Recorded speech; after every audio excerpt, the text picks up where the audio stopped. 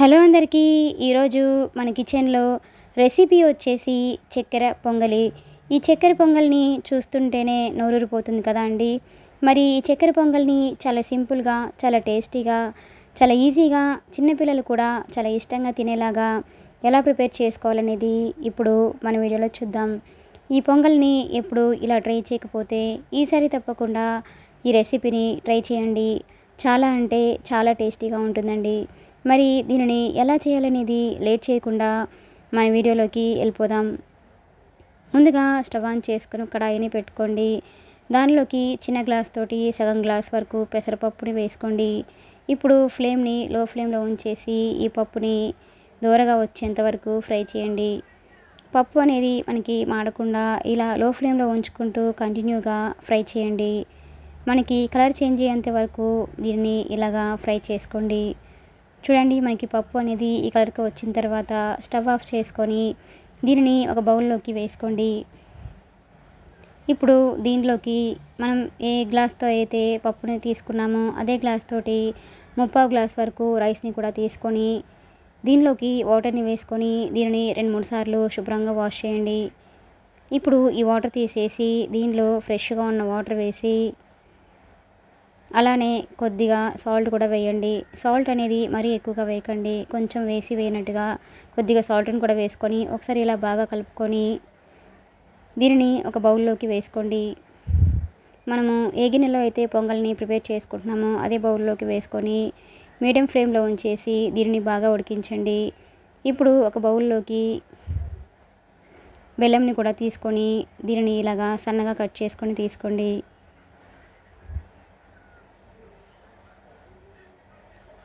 ఇలా బెల్లంని కూడా ఈ విధంగా కట్ చేసుకొని తీసుకొని రెడీగా ఉంచుకోండి.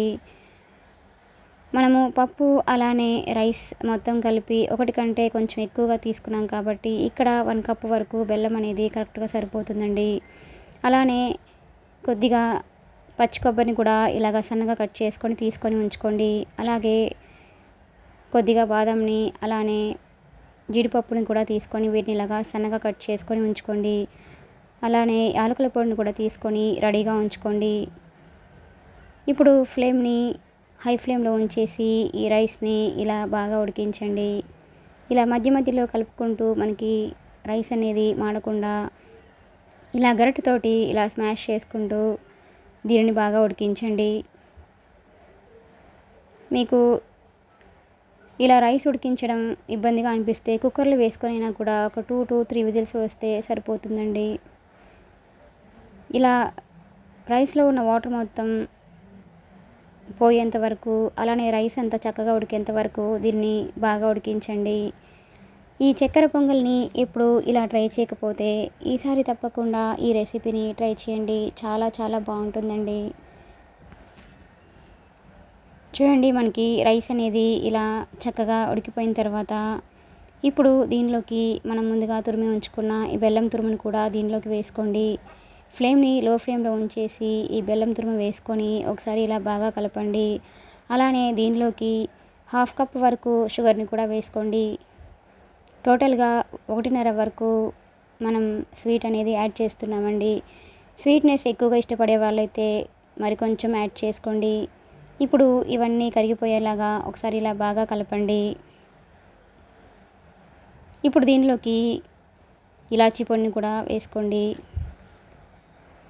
ఫ్లేమ్ని లో ఫ్లేమ్లో ఉంచేసి ఈ బెల్లం అలానే షుగర్ అదంతా కూడా కరిగేంత వరకు దీనిని బాగా ఉడికించండి. మనకి అడుగు అనేది మాడకుండా ఇలా మధ్య మధ్యలో కలుపుకుంటూ దీనిని బాగా ఉడికించండి.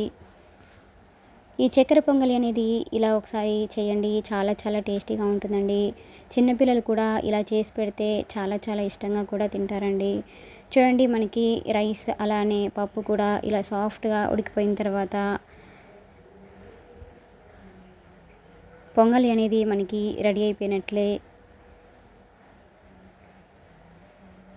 మనకి కన్సిస్టెన్సీ అనేది ఈ టైంలో ఇలా లూజ్గా ఉన్నప్పుడే స్టవ్ ఆఫ్ చేసుకోండి. ఎందుకంటే చల్లారిన తర్వాత ఇది కొద్దిగా గట్టి పడుతుంది కాబట్టి మనకి ఈ విధంగా ఉన్నప్పుడు మాత్రమే స్టవ్ ఆఫ్ చేసుకోండి.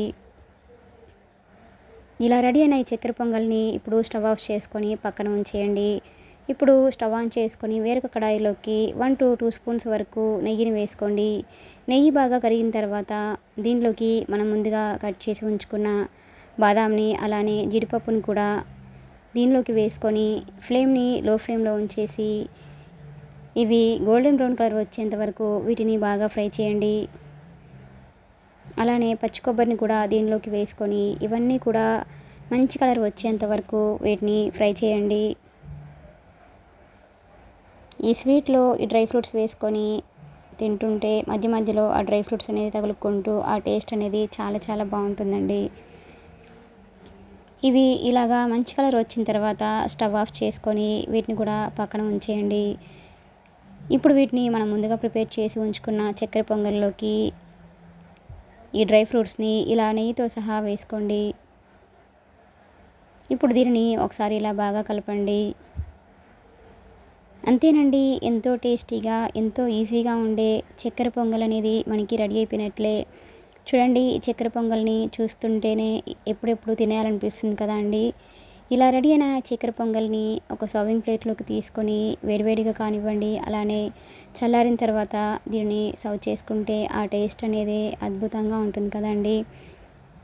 మీకు కూడా ఈ రెసిపీ కనుక నచ్చినట్లయితే ఒక లైక్ కొట్టండి. అలానే లైక్ కొట్టడం మాత్రం మర్చిపోకండి.